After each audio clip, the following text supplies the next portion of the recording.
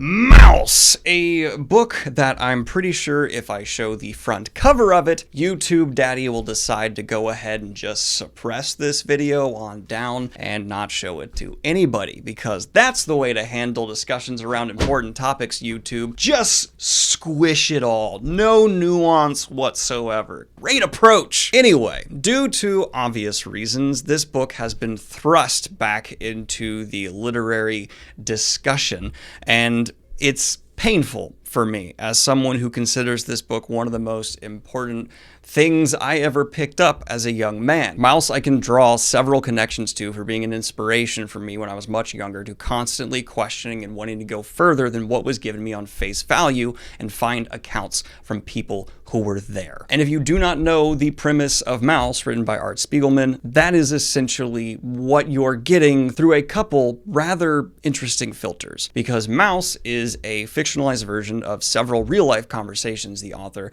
had with his father, who did live through World War II Europe as a Jewish man. Though in this graphic novel, we do not watch people. The Jewish people are made into mice or rats, the Germans are made into cats hunting them, and that is 90% of the people you see. The Allies is not important. This story, though, does not start in the heart of the war. Instead, we begin with Art Spiegelman's father far back in his rather successful, comfortable, accomplished life. And then we watch as over quite a long period of time, he and his people, the Jews in Europe, are othered. And I will say the story of Art Spiegelman's father, Vladek Spiegelman, is absolutely captivating, not only because the author has done such a masterful job of crafting this narrative to show what feels so human, well, literally not having humans on the page, and it is so bonkers impressive to me that this book manages to have a lens inserted, a creative choice to literally dehumanize all of the characters, to add an extra layer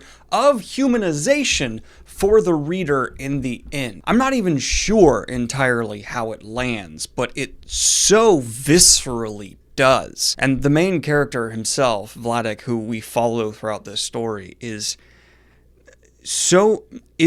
real. Like, there's no other way to put it, because we're seeing conversations that actually happen between a father and a son. And I don't feel like Art Spiegelman actually backed down from showing the toll all of these experiences clearly took on his father. The narrative device and choice to be jumping back and forth to time as these stories are told between the two allows us to get reframed constantly with our literal narrator. And that's just part of the power, part of the emotional impact, is watching this man go through these events which would break 99% of us. But through sheer will, community, and intelligence, this man was able to overcome, in the real world, an actual nightmare over a span of time that would cause almost anyone to crumble. You end up looking at this father telling his son this story like a hero. Yes, there is clearly long-term psychological damage done to Vladek. You can't deny that. But there is wisdom from this man's words that transcend far beyond the individual event of World War II, and instead can be taken away and applied to pretty much all forms of discrimination and othering that have happened throughout human history, and we still see happen today. We're not doing great as a species. Why would people specifically target this book with flimsy excuses like this, claiming it needs to be removed from schools? You fill in the blank. It's rather obvious. If you look within extremist circles of a certain political nature, Mouse has actually been targeted for a long time, because it is such a pure lens into this time, and a large part of that is the art. I would not write home about 90% of the panels within Mouse. They are rather simplified depictions of these peoples as the animals they are propagandized as, just living in a world, until they are harshly not. You will turn a page reading Mouse and suddenly have an image that is larger than the rest and has more detail. The shading, the impactful nature and humanization on these faces just goes so deep, largely because of the creative choice to make these people animals in the first place. It is profound and it is emotionally devastating. I cried reading this, flat out. And then as the reader, you have the realization that this is again depicting real things that happened, and you need to place in people. Now, there are going to be people who, after what I just said, are going to say, well, whoa, that's really graphic and brutal and horrifying, so therefore it should have been no. Because one, I was shown Schindler's List as a freshman in high school. I think most kids will be fine. You are actually doing children a disservice, in my opinion, from muting history. There is no evidence that shows that showing them the realities of the horrors of what's happened in the past is going to somehow make them worse now. Instead, if you handle it well and you actually parent, you're just going to cause your kid to think and maybe ask you some questions, and you can answer them.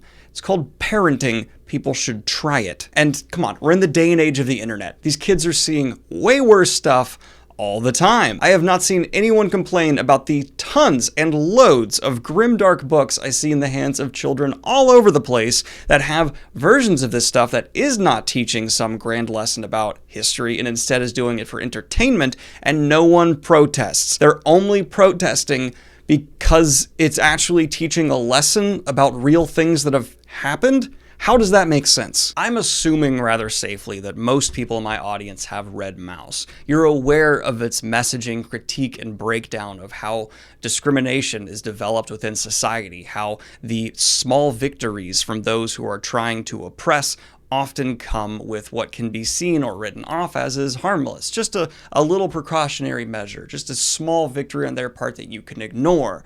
The problem is those victories compound. They send messages. They get followers to that side. People who were previously feeling that way, that hatred, that vile, disgusting nature that so many humans have within them, get emboldened. And so they can go further. And so when people ask the question, why is it a big deal for Maus to be banned from just a couple schools in one state? You didn't read the book, did you? That's the point! Maus really is a different beast when it comes to literature. If you want any more proof of that, just look at the fact that it gets labeled and categorized all over the place. It's like a shotgun scatter at a wall. I have seen it put in autobiography, historical fiction, actual history text, and just graphic novel fiction. This is something else. It is truly a piece of art that stands just on its own plane. And if you need any more of a kick in the butt to pick this up, in general, if fascists do not want you to read something, read the shit out of it. There is a pretty good rule in life I have found that if people who you find to be vile and hateful are telling you not to read something, pretty damn good practice to go ahead and read it. It might, as Maus, honest to God, did for me, and I didn't remember how much until I reread it as an adult, change your perspective on how you approach